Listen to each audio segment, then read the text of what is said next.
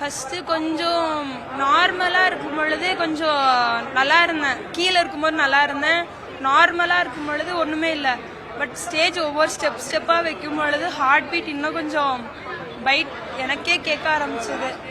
இது எக்ஸாம் ஹால்குள்ளே வந்த மாதிரி இருந்துச்சு இன்னமும். ஸோ எக்ஸாம் ஹால்குள்ளே வந்த மாதிரி இருந்த உடனே எனக்கு படபடன்னு வந்தாலே அழுதுருவேனா. ஸோ அந்த ஃபேன் மூமெண்ட் தான் எனக்கு ரொம்ப அழுக வச்சிருச்சு.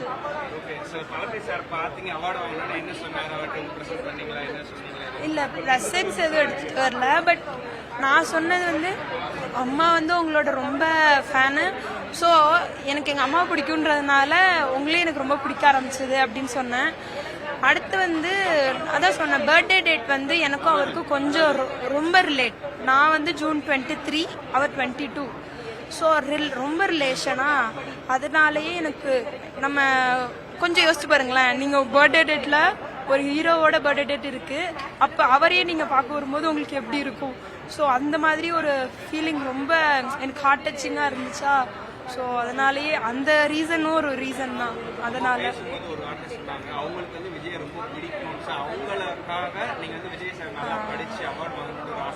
அது வந்து போன இயர் வந்து தான் ஸ்டார்ட் பண்ணாரு. ஸோ 11th நான் படித்தேன். நான் 12th வந்து சிஸ்டர்ஸ் எல்லாருமே ஆப்போசிட் சிஸ்டர்ஸுக்கெல்லாம் வாங்கினாங்க.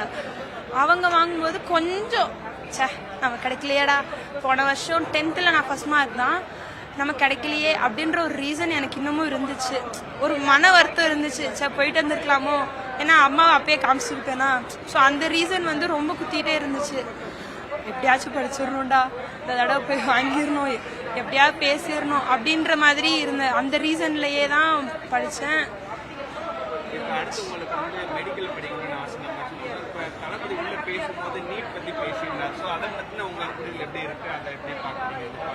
அவர் சொன்னது வந்து அவர் சொன்ன ரீசன் பாலிடிக்ஸை பற்றி பேசினார்.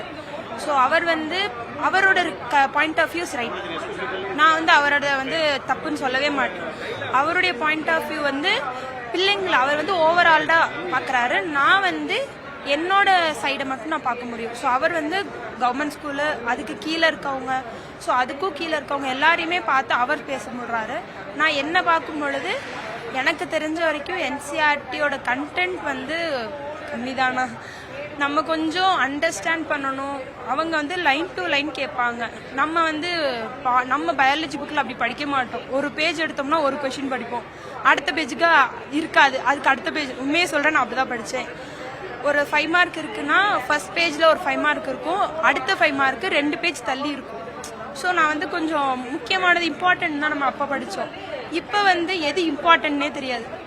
அவன் நம்ம இம்பார்ட்டன்ட்டுன்னு தெரியாததான் அவன் கேட்பான். ஸோ அந்த மாதிரி இருக்கிறதான் என்சிஆர்டிக்கும் நம்ம எஸ்சிஆர்டிக்கும் உள்ள டிஃப்ரென்ஸ், மெயின் டிஃப்ரென்ஸ் அதான். நம்ம இம்பார்ட்டன்ட் மட்டும் படித்தா இங்கே இம்பார்ட்டண்ட்டே இல்லாமல் எல்லாத்தையும் படித்தாதான் அந்த ரீசன் அங்கே ஒன்று.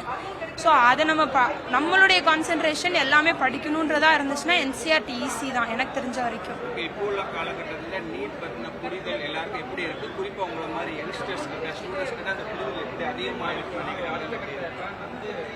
இப்போதைக்கு புரிதல் வந்து நான் சொல்லணும்னா கொஞ்சம் எல்லாருக்கும் பயம் வந்துருச்சு.